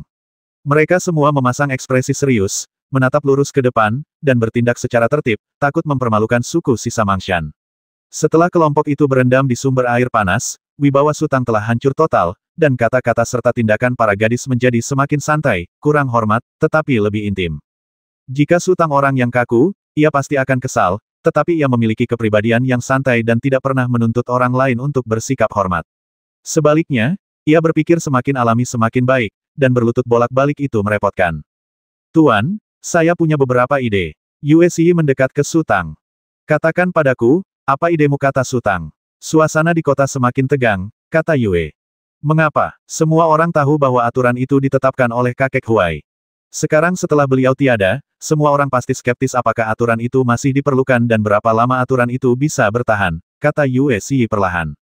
Akibatnya, setiap tim menjadi semakin berhati-hati. Para prajurit pengembara yang menyendiri itu telah berhenti menerima misi dan bersembunyi di kota untuk melihat kemana arah angin bertiup. Aku merasa pada tahap ini, rasanya seperti ada tali tak terlihat yang semakin erat, tetapi cepat atau lambat akan putus. Su Tang merenung. Kalau soal kakek Huai, banyak pendekar pengembara yang mengacungkan jempol padanya. Tanpa kakek Huai, kota bulan gelap takkan pernah damai selama puluhan tahun. Yue Xi berkata, sekalipun kebencian di antara keduanya sedalam lautan, mereka harus tetap menahan diri saat bertemu di kota, kalau tidak, mereka akan menjadi musuh seluruh kota.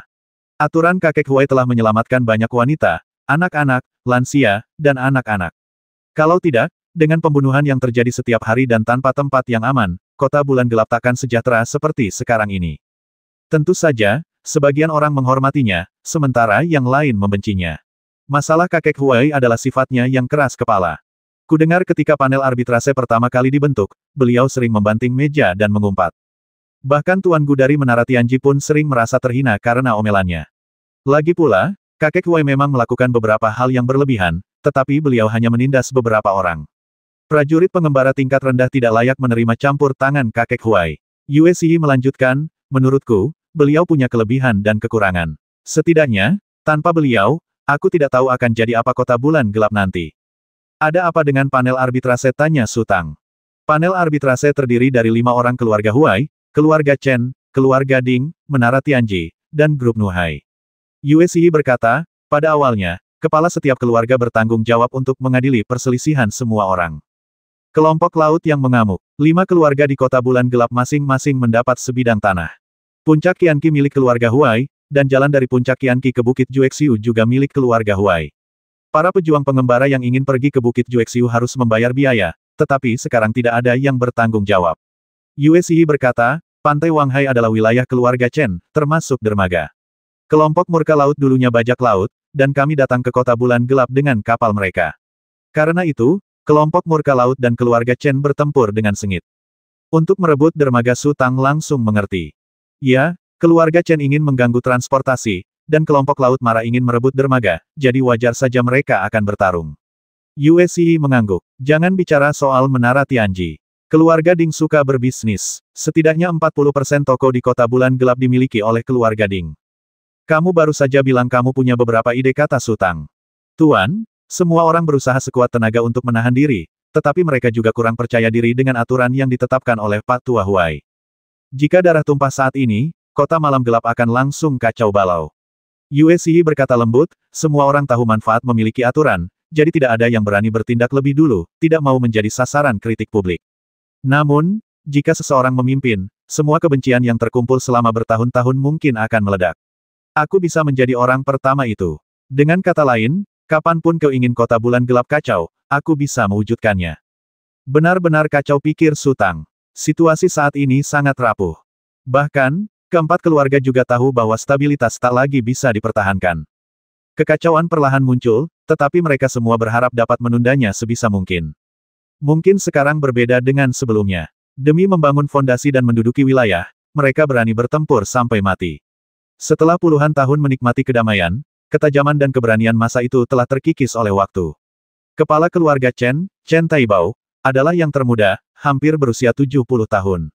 Yang lainnya bahkan lebih tua. Dulu mereka pahlawan, tetapi sekarang mereka sudah tua. Yue Xi berkata, tak seorang pun berani membakar, hanya kami yang berani.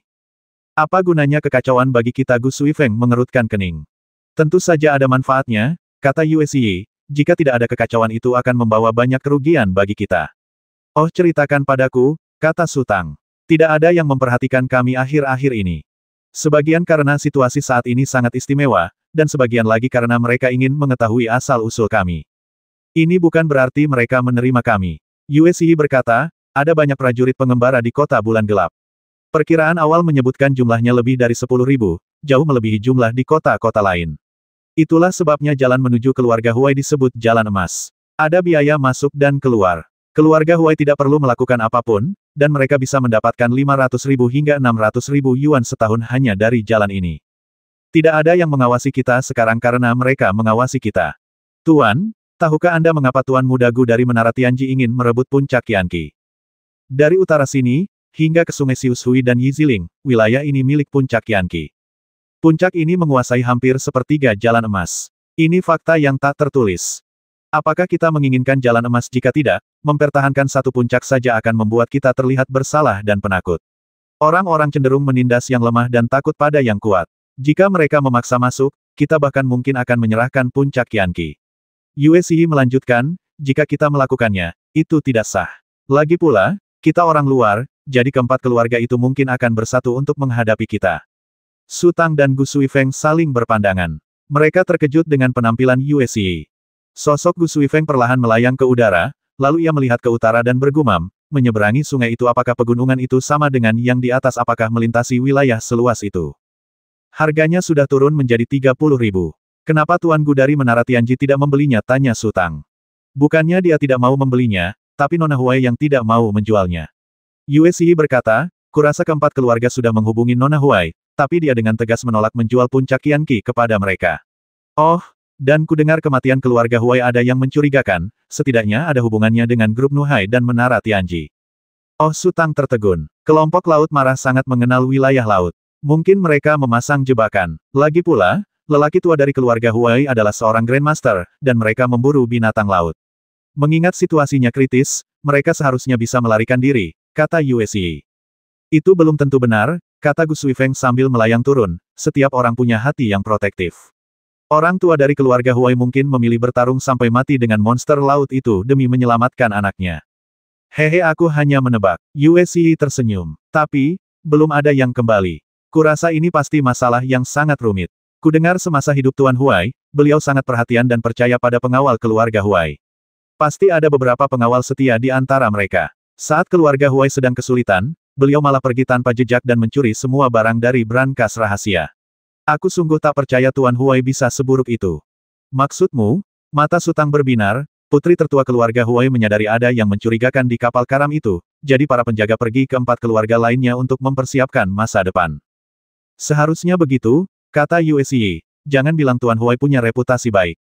Sekalipun sebuah keluarga sangat jahat, mereka akan selalu punya beberapa pengikut setia. Ini hanya tebakanmu, Gu Suifeng mengerutkan kening.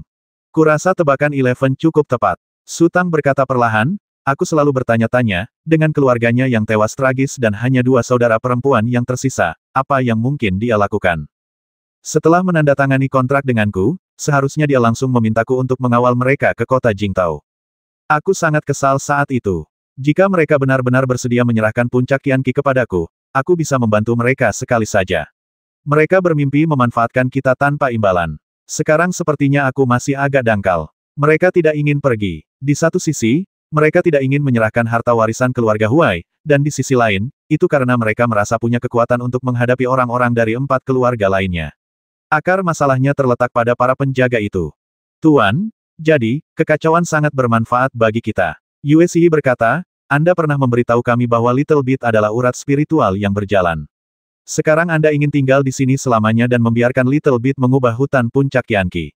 Ketika saya datang ke sini, saya melihat banyak tanaman merambat yang menggantung di puncak gunung. Dalam beberapa hari, seluruh gunung akan dikepung. Tuan, ini bencana lagi. Oh, para pejuang pengembara kota bulan gelap dapat melihat perubahan di puncak Qianqi. Mereka akan terkejut. Ketika energi spiritualnya semakin kuat dan menyebar keluar, menurutmu apa yang akan mereka pikirkan? Apa yang akan dipikirkan orang-orang dari keempat keluarga Wu puncak Qianqi ternyata telah mengembangkan urat spiritualnya sendiri. Yue Xi berkata, kalau soal urat spiritual, mereka punya banyak alasan untuk bertarung. Bahkan orang-orang tua yang ambisinya telah pudar pun akan mempertaruhkan segalanya. Jika kita tidak memberitahu mereka bahwa tinju kita adalah yang paling keras dan paling kejam, cepat atau lambat masalah akan datang. Su Tang dan Gu Suifeng terdiam cukup lama. Su Tang berkata lembut, kita tunggu saja. Kota bulan gelap ini sangat besar.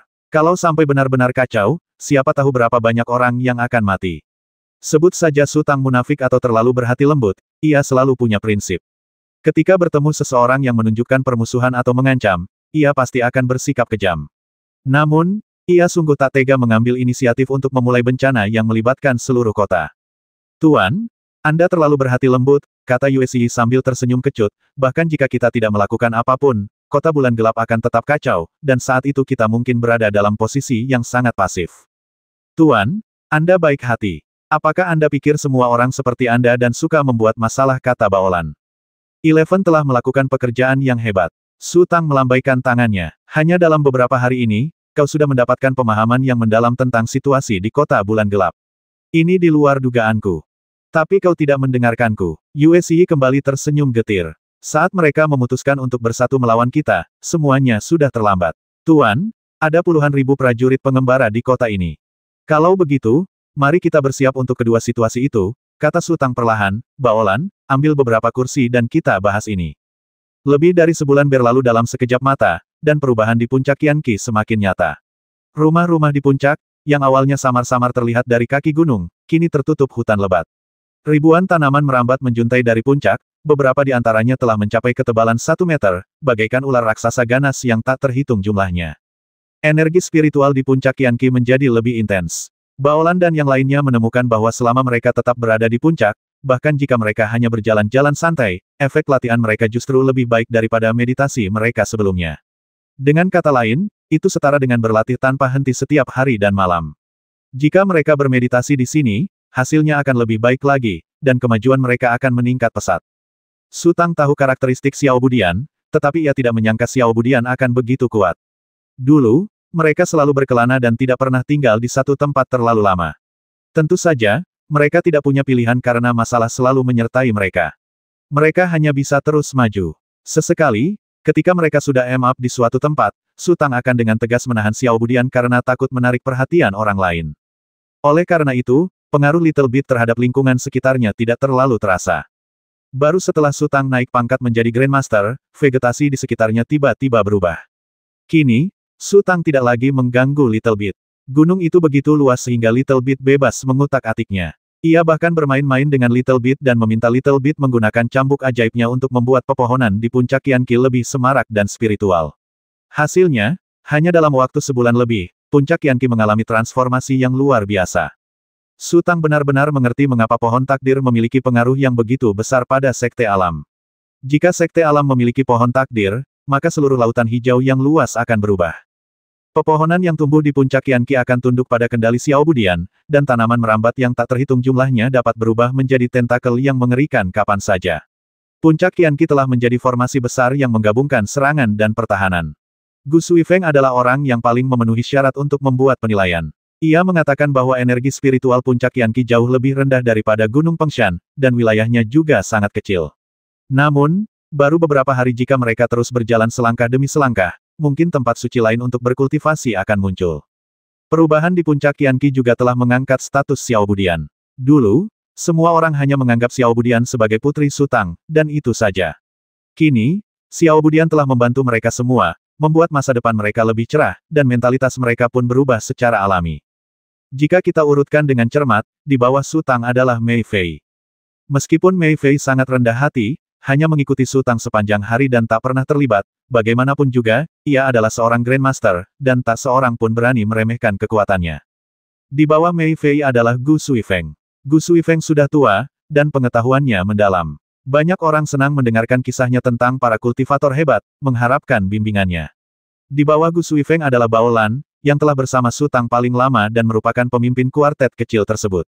Di bawah Bao Lan adalah Bao Bei, dan para penyintas semuanya mematuhi perintahnya. Kini, ketika peringkatnya kembali naik, Xiao Budian naik ke posisi kedua. Tidak ada yang tahu siapa yang pertama kali mengganti nama menjadi Xiao Budian dan memanggilnya Nona. Keluarga yang masih hidup merasa tidak pantas memanggilnya Nona setelah menerima perlakuan baik dari Xiao Budian. Kemudian, Bao Lan, Gu Suifeng, dan yang lainnya juga mengganti nama mereka. Gadis kecil itu tidak begitu mengerti, jadi gadis-gadis dari keluarga yang masih hidup dengan sabar menjelaskan kepadanya bahwa Su Tang adalah majikannya dan dia adalah putri sulung, jadi wajar saja mereka adalah keluarga yang tak terpisahkan. Mei Fei adalah seorang pelayan, jadi tentu saja seorang pelayan harus mendengarkan wanita itu, dan bukan hanya Mei Fei, tetapi semua orang juga harus mendengarkannya. Gadis kecil itu tiba-tiba mengerti dan berseri-seri kegirangan. Ternyata gelar putri sulung begitu mengesankan. Silakan, makan sepuasnya. Si kecil melambaikan tangannya dengan bangga. Sebagai seorang gadis muda, ia seharusnya sedikit bergaya. Terima kasih, Nona. Gadis dari suku yang selamat itu mengucapkan terima kasih dan berlari ke hutan sambil tersenyum. Su Tang memperhatikan dengan senyum di wajahnya. Ia telah terlalu membatasi si kecil selama 6 bulan terakhir, jadi sekarang ia membiarkannya bermain. Little Bit terbang dan mendarat di samping kursi malas di atas meja batu. Kursi malas ini ditenun khusus untuk Little Bit oleh Bao Lan menggunakan batang rumput. Ia belajar segalanya dari Su Tang, dan melihat Su Tang berbaring di sana setiap hari, ia pun ingin memilikinya. Gu Suifeng berjalan masuk dengan langkah santai, dan melihat gadis-gadis para penyintas memanjat turun, memetik buah-buahan dari pohon. Raut wajahnya langsung berubah, dan ia bergegas beberapa langkah sambil berteriak, "Berhenti, berhenti." Gadis-gadis dari suku yang masih hidup berhenti dan melihat ke sini dengan bingung. Siapa yang menyuruhmu memetik buah sembarangan ini pemborosan sumber daya alam, tidakkah kau mengerti? Gu Suifeng memukul dadanya dan menghentakkan kakinya dan berteriak. Gadis-gadis dari keluarga yang selamat saling memandang, tetapi tidak berani mengatakan sepatah kata pun. Aku meminta mereka untuk memakannya. Gadis kecil itu melompat dari kursi dan berkacak pinggang. Menurutnya, ini adalah postur yang sangat keren dan kuat, sesuai dengan identitasnya sebagai seorang gadis muda. Nona, Anda tidak mengerti. Ini buah spiritual. Ini buah spiritual, kata Gu Suifeng sambil tersenyum kecut. Makan saja, jangan menakuti mereka, kata Su Tang. Tuan Su, Nona muda ini membuat masalah. Kenapa Anda juga membuat masalah? Teriak Gu Suifeng hanya dengan menggunakan buah spiritual untuk menyiapkan obat cair, nilai buah spiritualnya dapat dilepaskan sepenuhnya.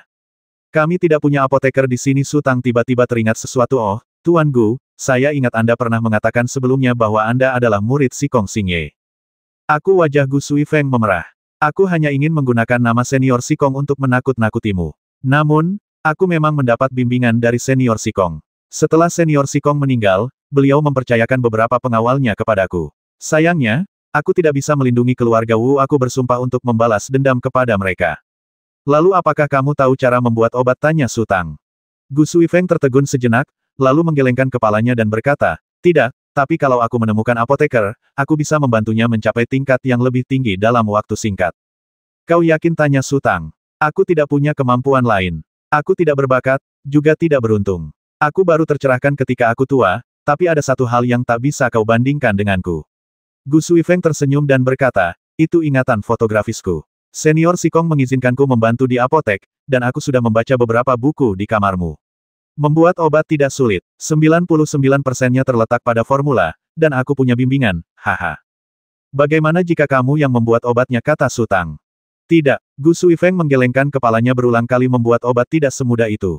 Kamu baru saja mengatakan bahwa membuat obat tidaklah sulit, kata Su Tang. Gu Suifeng terbatuk dan berkata defensif, ini tidak sulit bagi seorang ahli, tapi saya belum pernah mencobanya, jadi saya orang luar. Dan obatnya sangat rapuh sehingga kesalahan kecil bisa mengakibatkan kerugian besar. Kalau belum pernah coba, bagaimana kita tahu kita tidak bisa, kata Su Tang, lagi pula, mencari bantuan dari luar pada akhirnya tidak bisa diandalkan. Kita harus melakukannya sendiri. 1 atau 2 kegagalan memang tidak ada apa-apanya, tapi aku yakin kita tidak akan gagal bahkan setelah ribuan kali mencoba. Tuan Su, masalah ini tidak bisa dianggap enteng. Gu Suifeng masih menggelengkan kepalanya. Aku tidak bercanda, kata Su Tang, kau yang paling berpengetahuan di antara kami. Kalau kau saja tidak bisa, maka tidak ada orang lain yang bisa. Kau ingat ramuan apa saja yang membutuhkan buah spiritual? Kalau kau harus membuatnya, ramuan apa yang akan kau pilih pertama?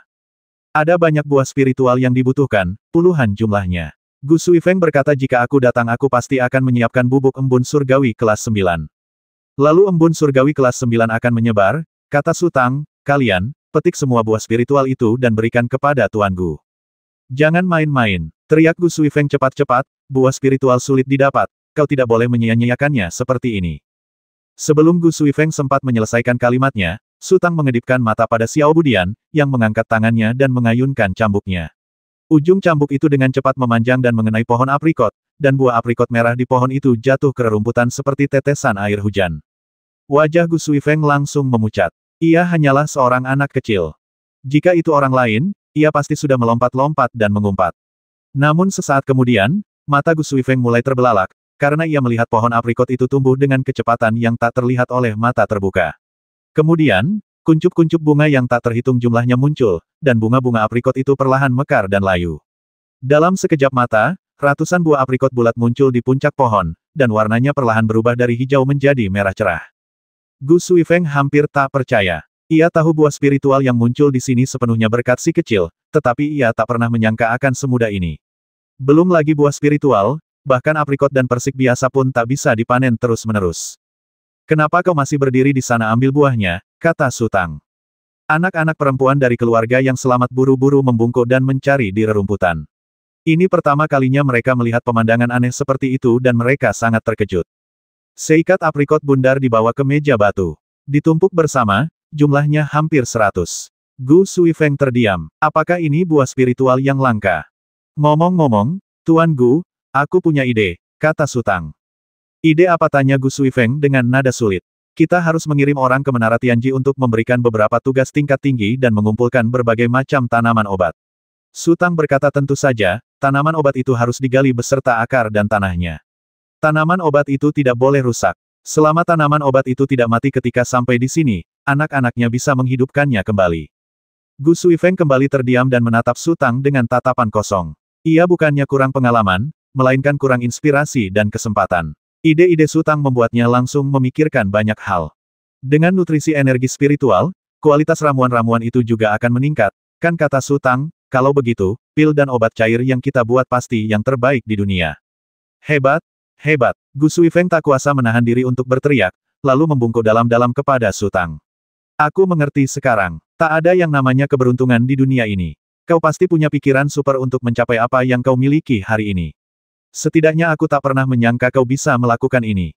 Itu karena kamu tidak mengerti, si kecil. Su Tang tersenyum dan berkata, apakah menurutmu metode ini layak? Itu mungkin dilakukan, kata Gu Suifeng tegas. Siang harinya, Baolan bergegas ke halaman belakang dan berbisik kepada Su Tang, Tuan, ada beberapa orang di kaki gunung yang ingin datang menemui Anda. Siapa itu? Su Tang tercengang. Aku tidak tahu apa-apa lagi, tapi Bao Bei bilang salah satu dari mereka pasti Tuan Gu dari Menara Tianji. Baolan berkata, dia bertemu dengannya saat pergi ke Menara Tianji untuk memberikan misi. Tuan Gu. Su Tang merenung sejenak, lalu tersenyum. Orang-orang datang. Di mana Tuan Gu? Dia seharusnya masih mengembangkan obatnya di sana, kata Baolan. Kirim seseorang untuk memberitahunya. Su Tang berdiri. Ada berapa orang? 22, kata Baolan. Silakan biarkan mereka masuk. Bu, ada tamu aku mau ikut juga, teriak si kecil. Ia semakin menyadari jati dirinya sebagai seorang wanita muda. Kau tetap di sini. Su Tang menggelengkan kepalanya. Dia tidak bisa membiarkan si kecil melihat orang luar apapun yang terjadi. Ketika Su Tang berjalan ke aula depan, Gu Suifeng juga tiba. Ia tahu bahwa kunjungan Tuan Gu adalah masalah besar. Pengembangan obatnya bisa diurus nanti, tetapi Su Tang membutuhkan beberapa orang untuk membantunya. Tak lama kemudian, 4 orang berjalan memasuki aula depan satu demi satu. 2 orang yang berjalan di depan adalah lelaki tua. Lelaki di sebelah kiri mengenakan gaun abu-abu muda, rambut dan janggutnya abu-abu, kurus, dan matanya berbinar.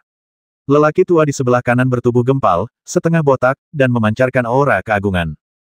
Lelaki tua di sebelah kiri agak gemuk, dengan punggung bungkuk dan janggut panjang keperakan. Lelaki di sebelah kanan tidak dapat dikenali karena usianya, berkulit gelap, bertubuh kekar, dan wajahnya dipenuhi kerutan tajam. Jika dilihat dari kerutannya saja, usianya seharusnya sekitar 70 atau 80 tahun, tetapi ia berjalan dengan langkah kaki seperti naga dan harimau, tampak sangat muda. Nama saya Gu Senghui dari Menara Tianji. Ini pasti Tuan Su, kan pria tua di barisan depan, yang duduk di sebelah kiri, melirik ke sekeliling dan menatap Su Tang. Ia tersenyum dan berkata, senang bertemu denganmu. Jadi, ini Tuan Gu. Sungguh suatu kehormatan bagi Anda untuk datang ke sini, kata Su Tang sambil tersenyum, dan siapakah mereka?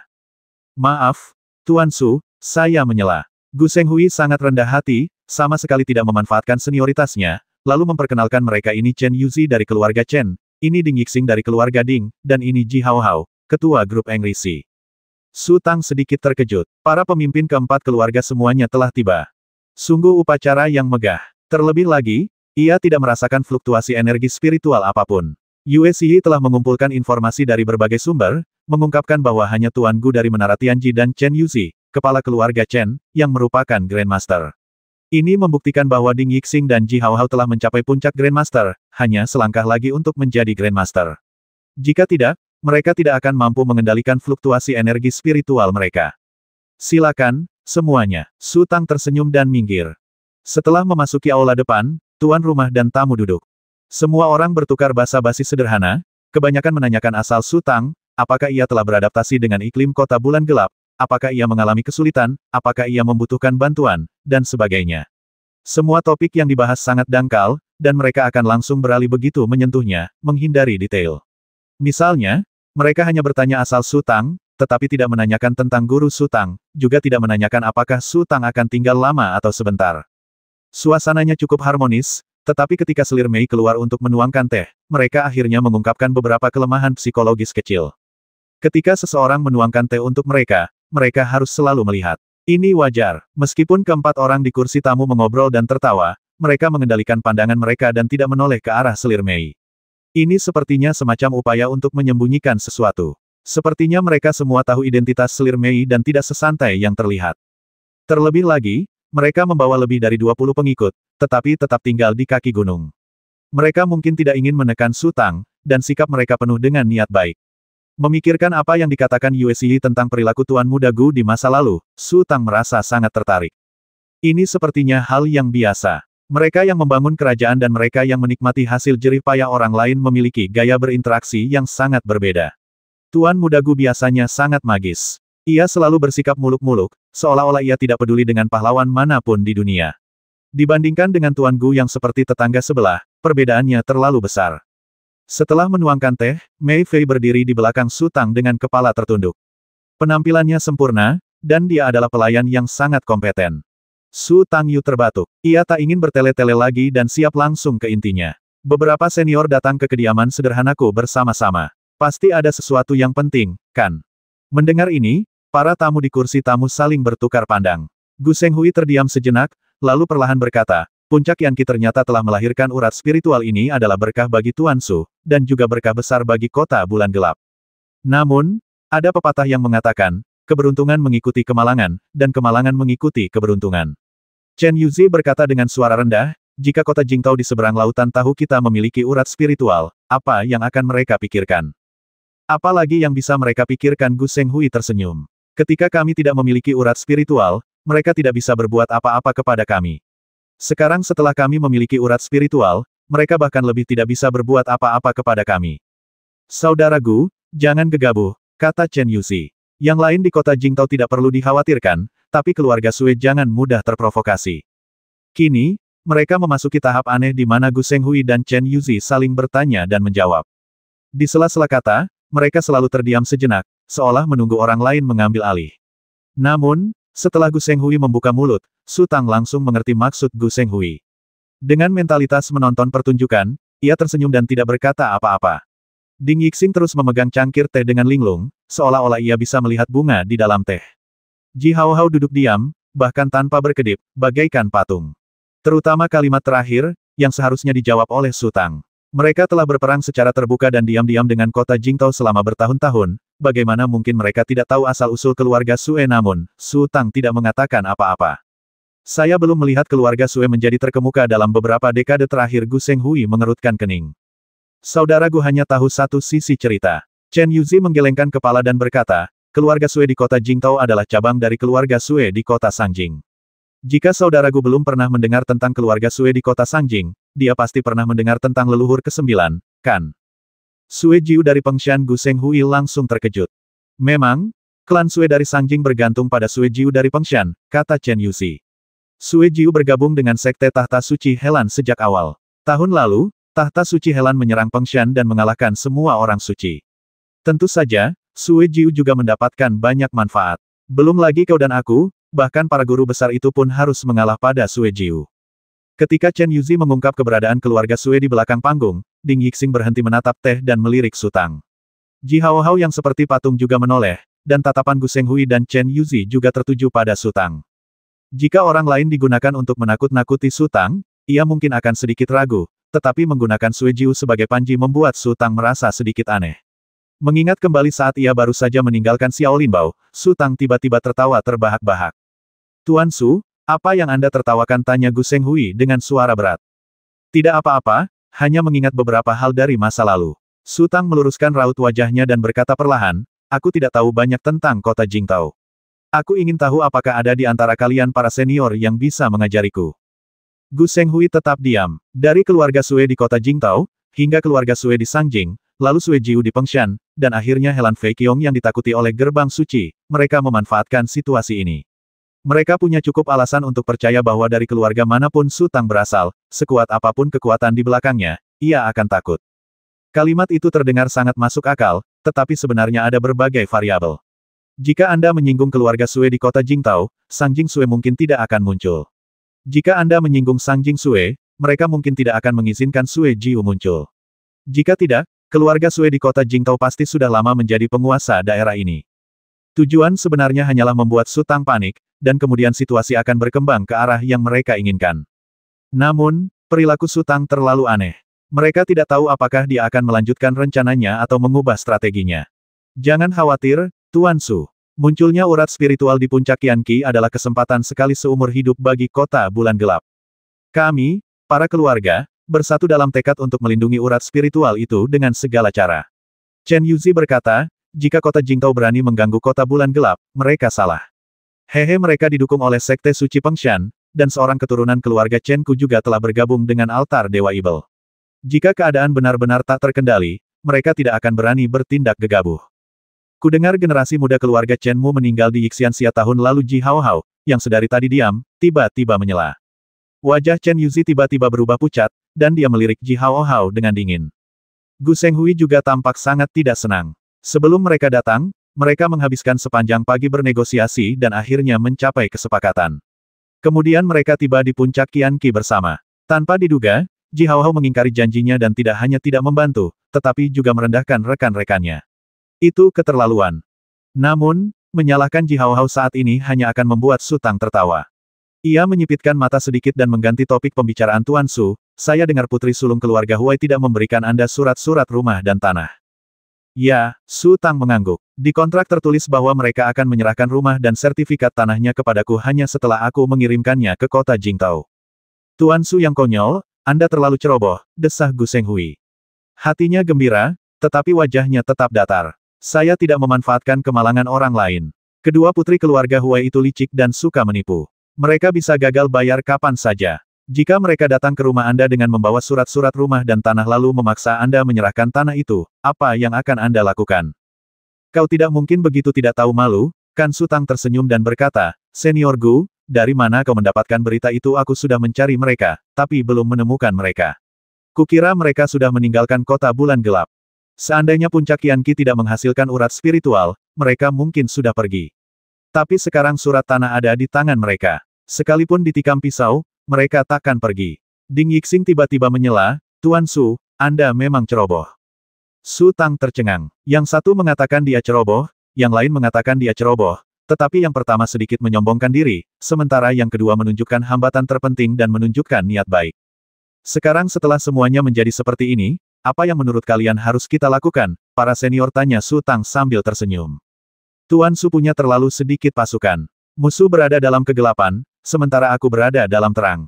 Yang terpenting sekarang adalah memperkuat pertahanan kita. Gu Shenghui berkata, bagaimana kalau begini menara Tianjiku akan menyediakan 30 prajurit elit untuk membantu menjaga puncak Qianqi.